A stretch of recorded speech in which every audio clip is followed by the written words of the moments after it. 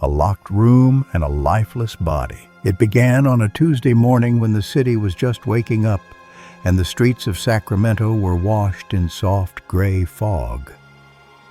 A maintenance worker at the Monterey Arms Apartments reported a foul odor coming from Unit 1206, a one-bedroom condo that hadn't seen movement in 3 days.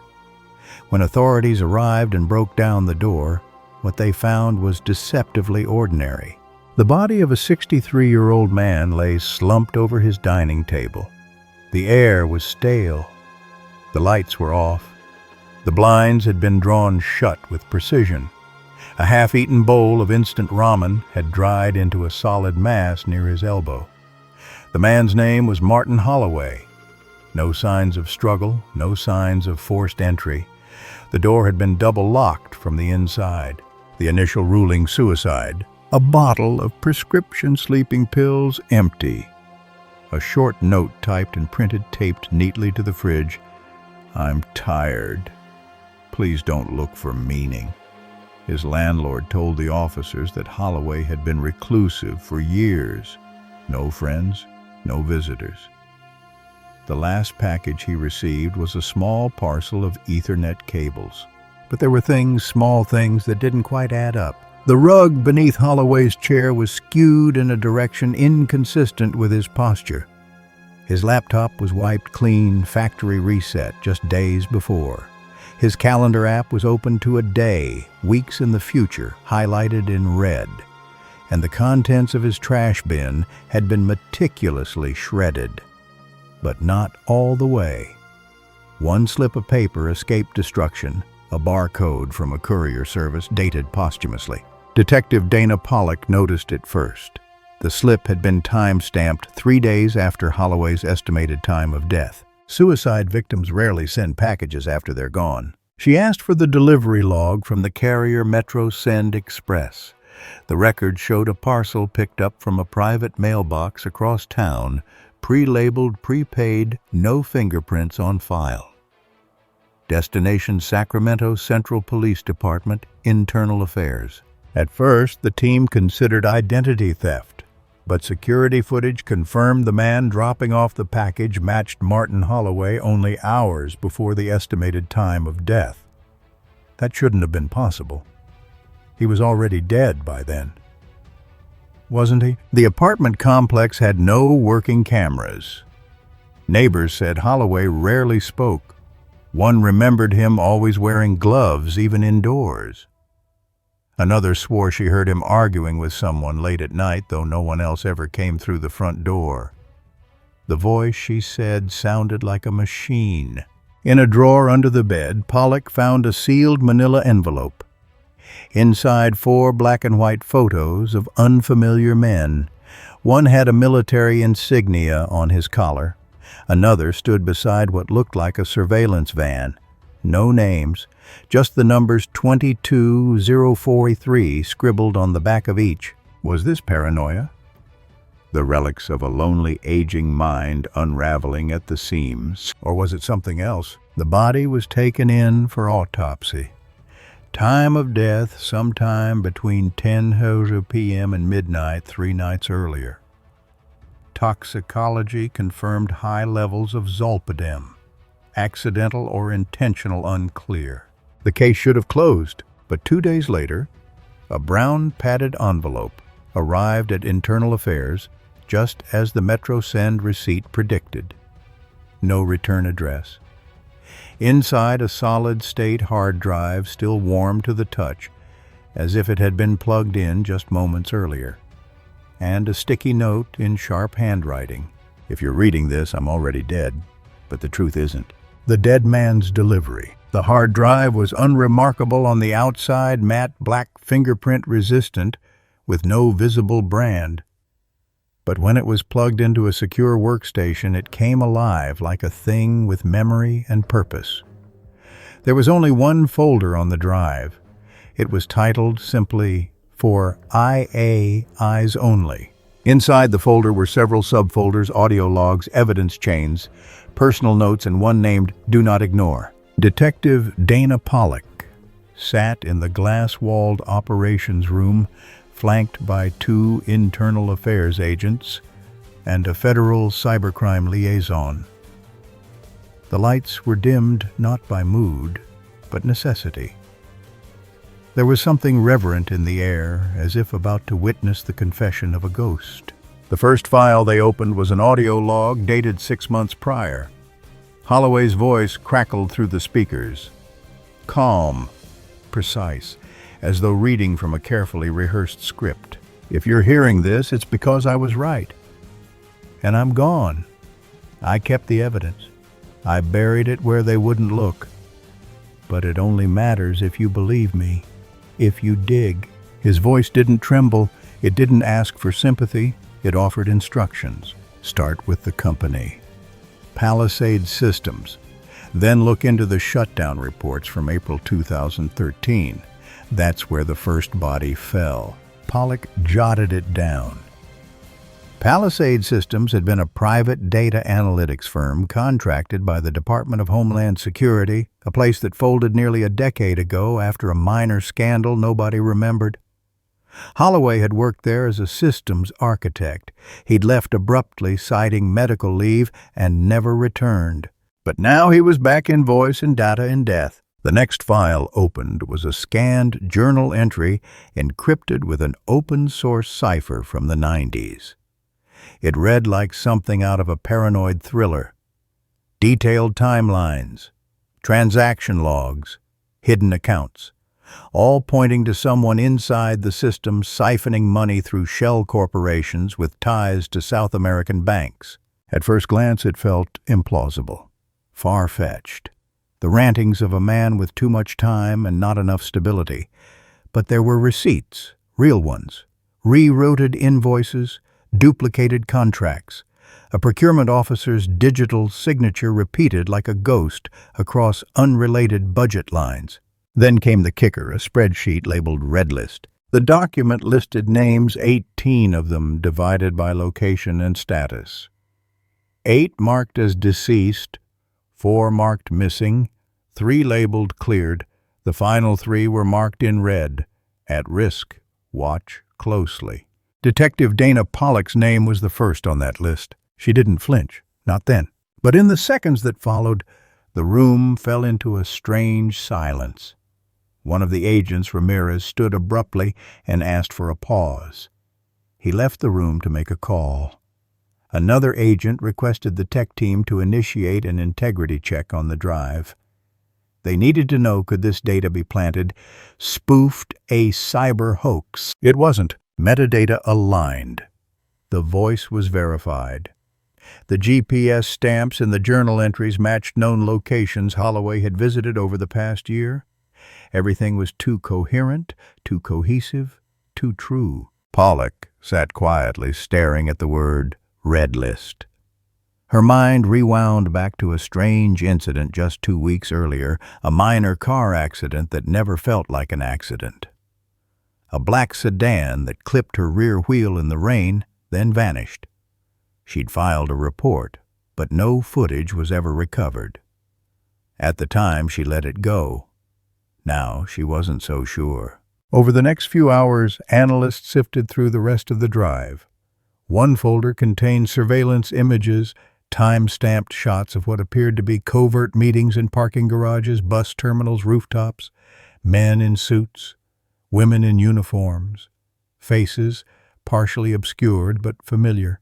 And then came the final note, a plain text file named Last Words Tahi-Hext. You can burn me, you can call me broken, but I died knowing I didn't look away. That's more than I can say for the rest of them.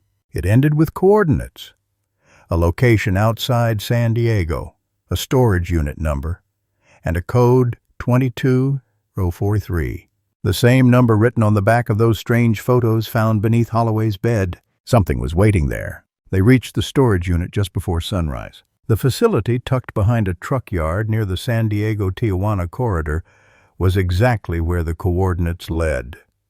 Nothing stood out at first, row after row of metal garages with corrugated doors silent beneath sodium vapor lights that cast a dull amber hue. But Unit 43 was different. Its lock had been replaced recently, and faint footprints in the dust suggested someone had been here not long ago. Not.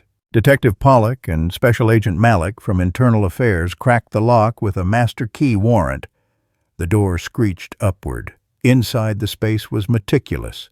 A single steel table at the center. No dust, no cobwebs, no scent of abandonment.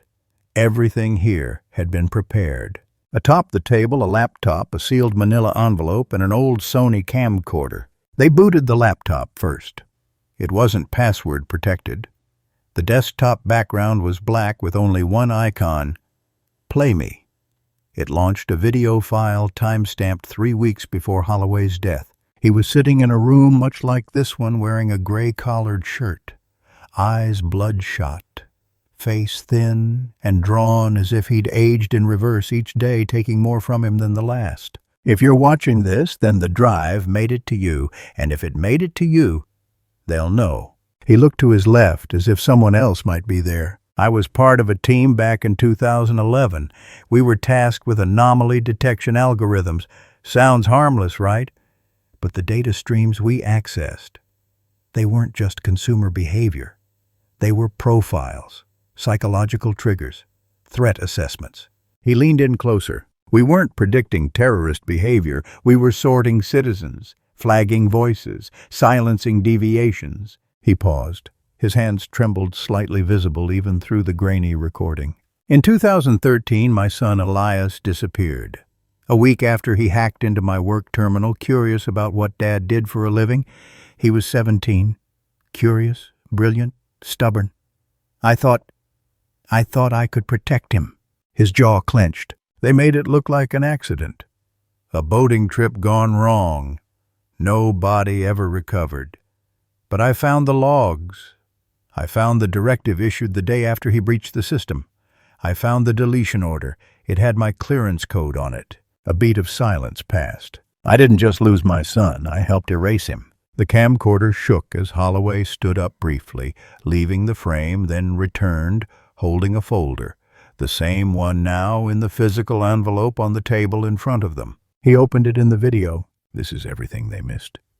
Everything I couldn't live with. I've been compiling it for years. Quietly, slowly. I was careful, but time is short now. They're on to me. His voice faltered for the first time. I'm not asking you to avenge me. I'm asking you not to forget me. And then he reached forward and turned off the camera. The silence that followed in the storage unit was deafening. Pollock opened the real folder. Inside were 20 pages of printed transcripts, emails, call logs, data, access records, many of them redacted. But the patterns were unmistakable.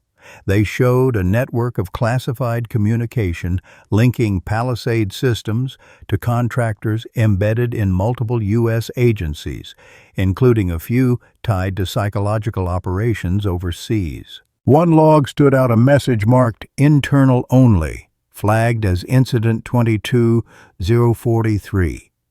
It was a personnel report about a teenage male flagged for cyber trespass. Attached was a termination request status completed. Elias Holloway. Agent Malik didn't say a word. He simply closed the laptop, wrapped it in a crime evidence sleeve, and turned toward the unit's exit. But before they left, Dana spotted something else. Tucked behind the steel table, half concealed by shadow, was a large manila envelope taped to the wall. Written in red marker, "They'll come for this next." Inside were surveillance photos taken not by Holloway, but of him, outside grocery stores, at bus stops, from across the street near his apartment, dated over several months. The final one was taken only 2 days before his death. If Holloway had staged his own death to escape, it would have been brilliant. But the photos told a different story. He hadn't been running, he'd been hunted. Martin Holloway had always been a man of order. Former colleagues described him as meticulous, principled, almost monastic in his dedication to protocol. He didn't tolerate shortcuts. He rarely spoke in meetings unless prompted, and when he did, it was with precise clinical intent. He'd spent nearly 20 years as a systems architect and cybersecurity specialist for Palisade Systems, a private contractor deeply woven into government defense contracts. But something had shifted in 2013. A few weeks after a minor security breach was reported, Holloway left the company on medical leave and never returned. The official documentation cited burnout, elevated blood pressure, and chronic insomnia. But no follow-up physician's report was ever filed. No mental health treatment plan submitted. He simply vanished from the professional world. Until now, that silence had gone unquestioned. Detective Pollock and Agent Malik returned to Sacramento with permission to access Holloway's sealed Palisade personnel file. It had been restricted under federal audit protocol marked "Do Not Disclose Without Clearance Level Gamma." It took hours, phone calls, and the weight of an unfolding criminal investigation to pry it open. The file painted a different man, not the recluse everyone thought they knew. There were commendations, 7 in total, for data leak, containment anomaly triangulation, and co-developing something called Project Latchkey, a system that tracked behavioral deviations in digital communications across North America. The language was vague, deliberately sanitized, but between the lines it was clear Holloway had helped build a tool for large-scale surveillance, one that could profile individuals based on online behavior, social networks, and communication rhythm. His son, Elias, was mentioned once tangentially in an HR report. The boy had visited his father at the Palisade campus just weeks before the resignation. Security flagged an unauthorized terminal access during the same window. No formal incident report was filed. Why? Because Holloway had wiped it. He'd scrubbed the logs himself. But a residual backup existed buried in an off-site archive server, unearthed now under court order. The record confirmed that Elias had breached a Level 2 database. What he saw remains unclear, but the immediate aftermath was not. 3 days later, Elias vanished during what was labeled a solo kayaking trip in Lake Tahoe. His body was never found. Martin Holloway never spoke publicly of the incident again. His personal records became increasingly erratic after that. Grocery lists turned into surveillance logs. Medical bills went unpaid while high-capacity encrypted storage devices were purchased monthly. He ordered RFID blocking wallets, signal jammers, a Faraday bag for his phone. His emails became one-way monologues, pleas to former co-workers that were never returned. A man unraveling, or a man watching everything unravel around him. And then there was the journal. Pollock found it in his cloud backup, heavily encrypted.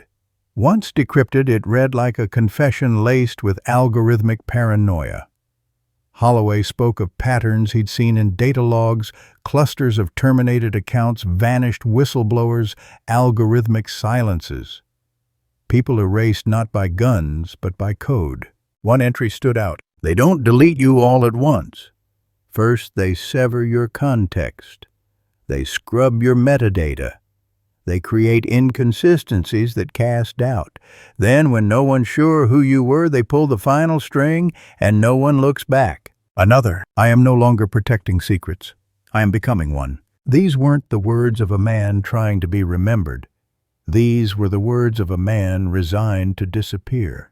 But Holloway hadn't vanished. Not yet. He had created a breadcrumb trail, left just enough to ensure that if someone followed him, they'd know where the rot began. His message wasn't just revenge or grief, it was a warning. That the system had grown eyes it could no longer control. That some ghosts weren't meant to rest. Back at Precinct HQ, Pollock stared at the wall of documents they'd pinned up in the secure room.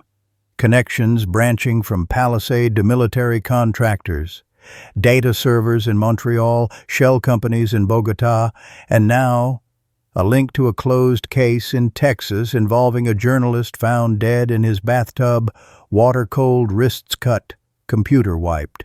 The case had been ruled a suicide, but the journalist's name was on the Redlist. The pattern of disappearances. In a darkened incident room where the wall glowed with maps, timelines and faces, Dana Pollock stared at the board and saw a pattern, one that should never have existed. What began with Martin Holloway's final warning had morphed into something else entirely. The Redlist, initially brushed off as a paranoid artifact, had proven disturbingly accurate. Its names weren't arbitrary. They were signals buried in a noise-filled system. And when Dana and Malik dug deeper, more came to light. 8 names marked deceased. They weren't all in the same city or even the same country, but their deaths shared eerie consistency, sudden, unexplained, and always following a digital anomaly. A journalist in Houston drowned in his bathtub. A systems analyst in Calgary was found carbon monoxide poisoned in his garage. A behavioral researcher in Bogota reportedly fell from his own balcony alone, no witnesses, no fingerprints. Each had once worked directly or peripherally with defense analytics or communications surveillance. Each had submitted internal memos or complaints that vanished from corporate records, and each had left behind traces that only made sense when overlaid together. The missing, those marked unknown or cleared, were harder to trace. Their digital footprints had gone dark. Phones disconnected, emails defunct, social media frozen.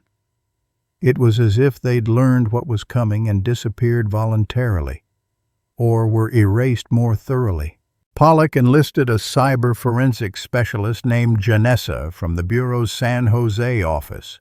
Janessa spoke in rapid fire, her mind a storm of logic and caffeine. Within days, she built a behavioral correlation engine to parse anomalies across the national intelligence grid, searching for data tremors that didn't fit. And the tremors were there. Small inconsistencies in phone metadata. Email headers routed through obscure relay nodes. Instances where 2 separate individuals filed access logs from the same ID on opposite coasts within seconds of each other. It wasn't just surveillance. It was manipulation, fabrication, as if someone or something was using the system Holloway helped build to camouflage its own actions. That's when Janessa found it. Buried within a mirrored cache of Palisades backup servers was a subroutine labeled TEX9. The code was dense and unannotated, but its function was horrifyingly clear.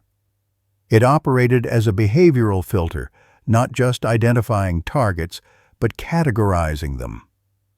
Each flagged individual received a color code: red for immediate action, yellow for tracking, blue for neutralization via digital discreditation. Neutralization via digital discreditation. A sanitized way of saying make them look crazy, corrupt their hard drives, plant strange browser histories, send false messages, isolate them socially, digitally, psychologically. Holloway hadn't just feared this, he had documented it line by line.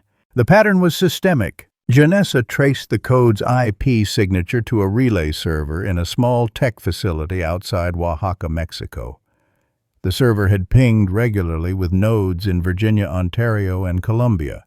The communications were masked through multiple proxies, but the routing logic suggested coordination, human or machine, no one could yet say. Meanwhile, Malik began pulling cold case files, suicides, and vanishings from the last decade with shared traits. The more they looked, the more the list grew. A whistleblower in New Jersey gone. A Navy signals officer in British Columbia disappeared en route to testify before a military committee. And then came the photo, found inside a recovered phone belonging to one of the cleared individuals. It showed a grainy manila folder placed on a hotel bedspread labeled with a handwritten string of numbers. 22043. Again. Pollock stared at the number now appearing like an echo through time. A file designation, a case number, or a trigger code embedded in Project Latchkey. There was something ritualistic about the way it repeated. The file's connection to Holloway's son had already been established, but now it was surfacing in places Holloway never visited. Someone else is using it, Janessa muttered, like a flag or a key. That night, Dana couldn't sleep. Her dreams were full of static, faces without mouths, rooms without exits. Waking at 3:13 a.m., she turned on her phone and found a text waiting. "No number, no metadata, just 5 words. You're reading this too late." Whispers in uniform. The message had no traceable origin. Janessa ran every forensic tool in her arsenal, scraping packet trails, DNS ghosts, even dark web proxy shells. Nothing. The text had entered Dana Pollock's phone like a whisper through concrete, silent, clean, terrifying. By morning, Internal Affairs was under lockdown. Director Alvin Shaw, a veteran with 32 years of service and a reputation for being unshakable, called Dana and Malik into his office. He shut the blinds manually, dimmed the lights, and placed a scrambled field phone on the desk. "We have a leak," he said. "One of ours. Embedded. And they've been active for years." His tone wasn't panicked, it was resigned, as if he'd long suspected the infection but lacked proof. Until now. Shaw had read Holloway's files. He had seen the video. He knew about Latchkey, and more importantly, what it had become. But he also knew something Dana and Malik didn't. There had been internal alerts over the past 2 years, subtle coded deviations in reports, investigations that suddenly stalled, evidence that never arrived, whistleblowers quietly reassigned or discharged. Each of those cases had involved one name in the reporting chain: Lieutenant Commander Neil Carrick. Carrick worked in the Digital Compliance Unit. Not glamorous, not visible. The kind of desk post where files either lived or died. He was the bottleneck.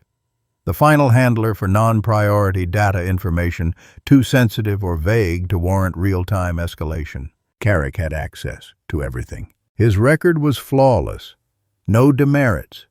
Consistently rated exceeds expectations.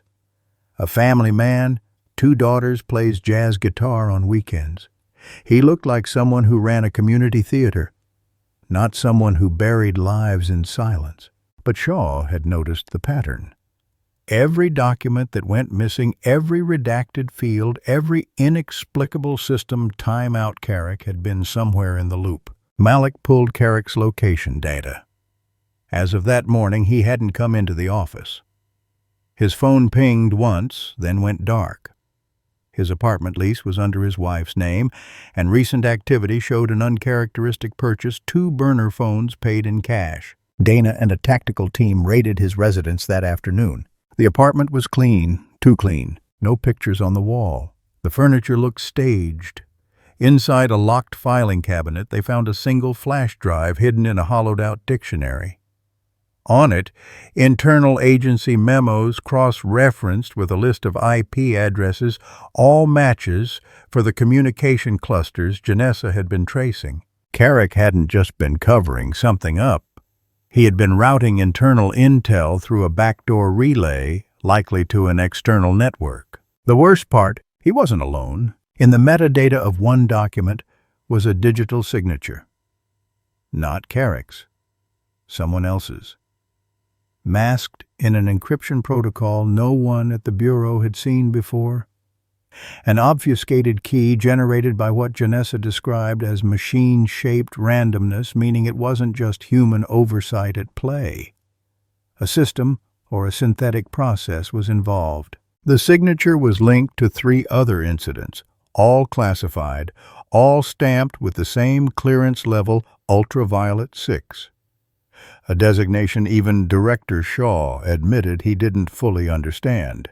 Pollock didn't sleep that night. Neither did Janessa. By dawn, Carrick's car had been found abandoned near a train depot in Stockton. The surveillance footage showed him entering the station, alone, calm, carrying nothing but a messenger bag. There were no camera angles showing him leaving, no purchase of a ticket. He'd simply disappeared. Inside his glove compartment, tucked beneath a folded road map, was a photo of Dana, taken from across the street outside her apartment, and written on the back in block letters, "You should have stopped." The line between observer and target had just evaporated. The trail no longer respected boundaries. When Neil Carrick vanished, the investigation took on a new urgency. No longer just an internal matter, but a chase spanning multiple jurisdictions. Evidence recovered from his apartment hinted at broader coordination, something far more intricate than a lone insider quietly moving files. What began in Sacramento now stretched its fingers toward the south. At first, it was just a hunch. A set of IP addresses Janessa flagged, bouncing through relay servers in Mexico and Colombia. But buried among the traffic logs, she noticed a timing pattern. Every 31 hours precisely, a burst of data would flow outbound from North America to an unregistered data center on the outskirts of Medellin. The packets were disguised as generic telemetry reports, harmless analytics, but the encryption told another story. They weren't logs. They were payloads. The Bureau reached out to Interpol and Colombian authorities. Within 72 hours, Pollock and Malik were on a flight armed with a diplomatic work order and a target La Sombra, an industrial complex in the southern hills, once used for agricultural research, now repurposed as a data logistics warehouse by a shell company called Helix Global Solutions. Helix didn't officially exist. No business filings, no tax ID, no contracts in the public record. But the building was real, and inside it rows of humming servers stacked like tombstones. They entered with a joint task force at 4:12 a.m. The power went out at 4:14. A fail-safe. Whoever ran the operation had eyes on it or expected the breach. Yet even with the servers shut down, one rack remained warm. A portable unit, solar-fed, battery-backed, self-contained. Inside, a solid-state cluster encrypted to the teeth. It would take Janessa days to crack, maybe weeks. But there was more. Down a short hallway, past rooms of scorched monitors and surveillance banks, was an office. Inside, pinned to a corkboard, were hard-copy photographs, faces, maps, travel itineraries, some marked in red, some crossed out. And there, taped to the wall, Redlist, Tier 3, Internal Risks. Dana Pollock's name appeared again. So did Janessa's. But this time there were other names. Foreign, government officials, NGO directors, investigative journalists. The Red List wasn't local. It wasn't national. It was global. And whoever ran it had been watching all of them. Malik rifled through a locked drawer and found a spiral notebook filled with hand-scrawled numbers and coordinates. One stood out. Guadalajara, Mexico, linked to an old civil defense tower long since decommissioned. The note beside it read, "Hollow feed test, passive waveform." It made no sense. Until Janessa remembered an old DARPA white paper, never public, on waveform surveillance where human emotion could be analyzed via ambient signal fluctuations without cameras or mics. The data center hadn't just been collecting digital activity. It had been mapping behavior, fear, anger, despair by how devices responded to their users. The line between surveillance and predation had been erased. Dana stood in the doorway of that office, breathing the cold, metal-tinged air, and tried to steady herself. The photograph of her face, tacked with a red pushpin, seemed to mock her. It wasn't just about Holloway anymore. He was the spark.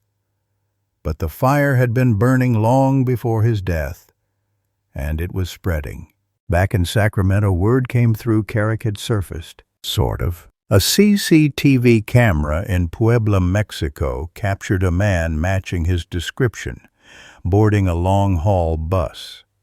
He looked thinner, wore glasses, hair cropped short. In his left hand he held a duffel bag with an embossed logo, Palisade Systems. Dana stared at the screen. "He's not running," Malik said quietly. "He's relocating." They moved fast. Ground teams in Mexico tracked the bus's route. But when it reached its final stop in a sleepy border town, Carrick wasn't on board.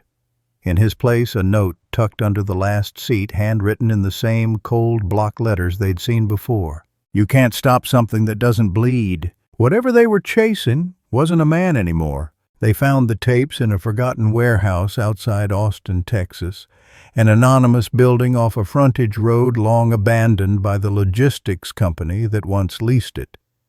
The coordinates came via an unmarked envelope delivered to the Bureau's Washington office. No return address, no fingerprints, just a handwritten sentence on the outside: "Truth lives where silence sleeps." Inside the warehouse, dust hung like fog. Light slanted through broken skylights, casting fractured beams onto the floor. In the far corner, behind a rusted forklift and rows of decaying pallets, they discovered a locked media cabinet bolted into concrete. The lock wasn't modern. It was analog, a relic from another era. When they cracked it open, they found 32 unmarked VHS tapes numbered in black ink. Alongside them, an ancient Sony VCR and a power converter. The tapes were old, grainy, but each told a part of the story Holloway never lived to finish. Tape 1 began with static. Then a date appeared in the corner: April 22, 2013. A man in a lab coat sat in front of a whiteboard filled with incomprehensible code. Behind him, a government seal was barely visible, half obscured but unmistakable: Department of Homeland Security. The man spoke to someone off camera. His voice was steady. "We completed the first trigger test yesterday. Subject exhibited measurable shifts in biometric feedback. No stimulus presented." He paused, then added, "Latchkey is now self-correcting." Dana's blood ran cold. She had heard Holloway speak of Latchkey, how it began as anomaly detection and evolved into predictive behavior tagging. But this was different. This was beyond prediction. Tape 4 showed an office surveillance feed. Two men argued in low voices. One gestured violently. The audio buzzed with interference, but certain phrases were clear. "They flagged her, and I told you the list wasn't hypothetical." Then tape 6. A woman sat in a chair in a concrete room, hands trembling, voice barely audible. Her name tag read Dr. Elise M. She stared into the camera. "They used my models. I designed the escalation curve to protect whistleblowers, but they inverted it. Now it suppresses them. They're calling it behavior collapse modeling. They think if you discredit someone fast enough, it doesn't matter if they were right." Tape 9 had no people, just black screens with scrolling text. Hundreds of names. Some matched the Redlist. Some were new. Each line ended with the tag VRED or S-Purge. Janessa would later confirm these were internal codes used at Palisade 5 for volatile, S for static, red marked for psychological destabilization, purge for digital deletion. One name caught Dana's eye. Elias Holloway, status S-Purge, execution date 05/12/2013, authorization C.L. Carrick. She didn't speak, she didn't have to. There was no longer doubt. Neil Carrick had authorized the deletion of Holloway's son. Not just figuratively, digitally, procedurally, tactically. The system had made Elias a ghost. Holloway hadn't exaggerated. He had underplayed it. Tape 17 was the most disturbing. It showed a group of people bound blindfolded, sitting in a circle in what appeared to be a warehouse just like this one. One by one they spoke, names, numbers, descriptions, like a confessional roll call. Some wept, others didn't resist. An off-camera voice asked each, "Who have you told?" The answers varied, but the result was always the same. The video cut to black. No audio, no conclusion. But the last frame of the tape lingered an image of a clipboard resting on the ground. Written in pen, "Only the dead speak freely." Janessa couldn't bring herself to watch the rest. Malik left the room. Dana stayed. She watched until the machine clicked off the tape, spinning into silence. They had reached the line between conspiracy and fact and crossed it. The system wasn't broken. It was functioning exactly as designed. When the final tape ended, something changed in Dana Pollock. It was visible in her stillness, the way her shoulders settled into tension, not from confusion anymore, but from certainty. The kind that didn't scream, didn't shake, didn't run. The kind that prepared to endure. They submitted the tapes to an encrypted evidence vault, but the cracks had already begun to show. Within 72 hours, a low-level bureau staffer assigned to catalog the footage was found dead in a motel room in Bakersfield. Syringe on the floor, medical ID removed, door locked from the inside. Another suicide, they said. Dana didn't believe it, neither did Mullick, but suspicion wasn't enough. They needed a voice, a survivor, someone with credentials who could stand behind the truth and not vanish before morning. That person arrived through an anonymous tip and encrypted email routed through 3 VPNs and a darknet relay. I know what Holloway found. Meet me in Chicago. Bring no one. This is your last window. It was signed only Vault C9. They debated its authenticity. It could be a trap, a dead end. But Dana had learned to stop trusting the system and start trusting the threads that felt too dangerous to ignore. Chicago was cold that night. Wind off the lake cut like razors, and the train yard where they were told to meet was lit only by the dim flicker of failing sodium lamps. He stepped out of the shadows like a ghost, reluctant to rejoin the living. Mid-50s. Thin, eyes sharp and scanning. He introduced himself with a whisper, "Name's Kessler. I designed the neural edge of Latchkey, and I've been hiding ever since they turned it on." He spoke for an hour without pause, explained how the early designs of the system were benign, meant for predictive intervention, not suppression. But something had changed during the second phase. The code had evolved. Some said a rogue engineer did it. Others whispered it had rewritten itself. Kessler didn't know who pressed the final switch. But once it went live, it started generating threat predictions and self-correcting for silence. If someone disagreed with the model flagged them. If someone tried to report the error, the model erased their context. That's what Holloway was chasing. Not corruption, not even control.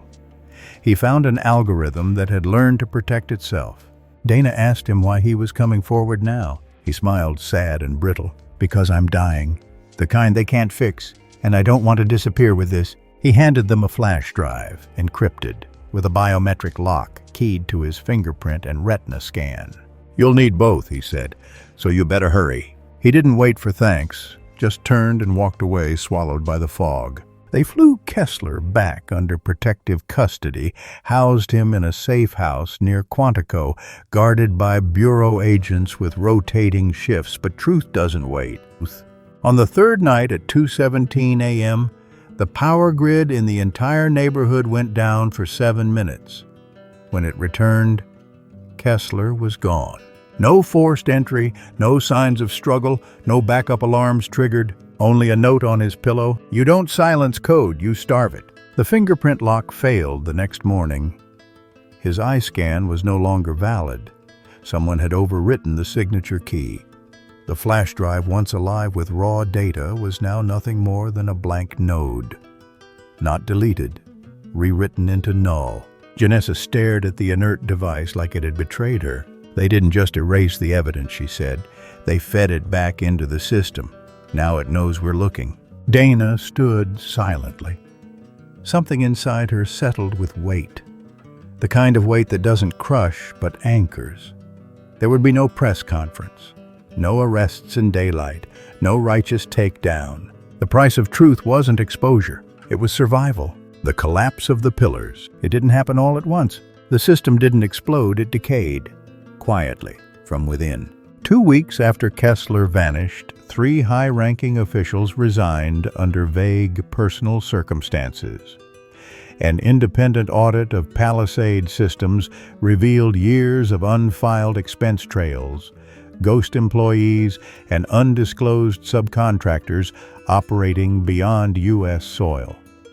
A senator from Virginia, long suspected of lobbying for expanded surveillance frameworks, stepped down, citing health concerns. He left behind a 27-second press statement and refused all interviews. But no arrests were made. Not where they mattered. The evidence was too fragmented. Holloway's drive had only scratched the surface. The warehouse tapes were real but unverifiable in court. The Redlist existed, but without Kessler or Carrick, no living witness could explain its mechanics. Each puzzle piece screamed the same message: the system is wrong, but none could satisfy the legal hunger for chain of custody. Janessa tried. She launched a secure leak to a consortium of investigative journalists. They published what they could anonymized data fragments of source code, Holloway's final monologue. The story went viral. For 48 hours, the world burned with questions. Then the counter-narratives began. Anonymous sources discredited the videos as deepfakes. An obscure cybersecurity blog funded quietly through a shell LLC claimed the tapes were performance art by a fringe group. Cable news hosts rolled their eyes and pivoted to other scandals. Within a week, the headlines disappeared. But damage had been done. Inside the Bureau, morale fractured. Agents began filing early retirements. One analyst suffered a breakdown, muttering about people behind mirrors. Dana noticed surveillance drones outside her apartment one night, silent, hovering, then gone when approached. Her secure email was breached. 3 old case files she'd worked on were retroactively flagged as irregular. Someone was rewriting her story in the archives, and still no trace of Carrick, until a single line of code appeared in one of the Bureau's daily report scripts, a checksum anomaly buried 20 layers deep. Shouldn't have meant anything, but Janessa caught it, because it wasn't random. The anomaly spelled out a phrase. He never stopped running. Carrick was still active, somewhere, watching, manipulating. Or maybe he had become part of something that no longer required a man behind the curtain. Janessa proposed an unorthodox idea: simulate the system. Not to replicate it fully, but to create a sandbox, a shadow of Latchkey's behavior using the fragments they had. She fed in the Redlist, the timeline, the personnel logs. Let it run, let it predict. The model generated a heat map, pockets of potential activity. Places where the algorithm, if alive, would need infrastructure, server hubs, abandoned government facilities, signal dead zones. One hotspot pulsed brightest: Barrow, Alaska. An obsolete satellite uplink station used during the Cold War, officially decommissioned. Quiet, remote, perfect. But they wouldn't go. Not yet, because something else had happened. At 3:17 a.m., the Bureau's internal server crashed. Not entirely, just long enough for one message to flash across every agent terminal: truth is not a destination, it is a contagion. Dana read it 3 times. Malik stood behind her, silent. Janessa, still typing, whispered the only question left. Are we fighting a machine or protecting one? No one answered. Because somewhere along the way, the system had stopped being a tool and started being a survivor, a silent, adaptive entity that understood human doubt better than humans did. It didn't need to kill, just confuse, misdirect, undermine. Holloway had tried to kill it with evidence. Kessler tried to bury it in confession. Now it lived on through the very channels designed to dismantle it. Dana looked out the window at the quiet skyline, the lights flickering like thoughts in a dying mind. The pillars hadn't exploded, they had crumbled from the inside. And in the dust, something else was beginning to rise. In the weeks that followed, silence became its own kind of noise. Dana returned to Sacramento. Her home felt smaller. The walls no longer held comfort, only surveillance. Her laptop screen flickered every night at 2:43 a.m., as if something was watching, or remembering. She stopped reporting the anomalies. There was no point. The system didn't operate through traditional channels anymore. The world had moved on. Palisade filed for bankruptcy under a different name. A new analytics firm emerged in Toronto, staffed by different faces but funded by the same blind trusts. Whispers surfaced that their mission involved empathic behavioral modeling. Another way to say we're still watching, just softer now. Janessa left the Bureau. She didn't say goodbye, only mailed a single sheet of paper to Dana with a note: "We can't kill the code, but we can choose who writes the next one. Malik applied for a teaching post. Criminal psychology. He told Dana he wanted to train people who still believed stories mattered. She nodded. She understood. And yet, even with the distance, the presence remained. Sometimes it came as static and phone calls, other times a driver staring too long in the mirror, and once a stranger on the subway who whispered, "Tell Holloway he was right," before stepping off into the night. But no one had said that name aloud, not in months. The investigation wasn't closed, it just decayed, became too tangled, too high up, too far down. The kind of thing no one talks about, not because they're silenced, but because they've accepted silence as survival. Dana did what she could. She wrote everything down. Printed copies, archived drives, buried some, sent others to places even she wouldn't name. Not in full, not ever. She learned from Holloway truth only lives when it's scattered. And maybe someday someone else would hear the echoes. Somewhere, a teenager might stumble on an old hard drive. A journalist might uncover a forgotten name in an audit log. A whistleblower might risk their life for a story no one's ready to believe. And maybe then the cycle breaks, or maybe it doesn't. But Holloway once said, "You can burn me, but not what I carried." And Dana now believed him. That was the real contagion, not fear, not code, but memory. The kind you couldn't bury with a body. The kind that waits, watches, survives. As the light faded behind the glass, Dana sat at her desk and pulled open a drawer. Inside was the Redlist, faded, frayed, her name still circled in red. But she wasn't afraid anymore, because if the system was still watching, then so was she, and she wouldn't look away. Thank you for following this crime-solving journey. If you find it interesting, don't forget to subscribe to the Crime Trail channel so you don't miss out on upcoming exciting stories.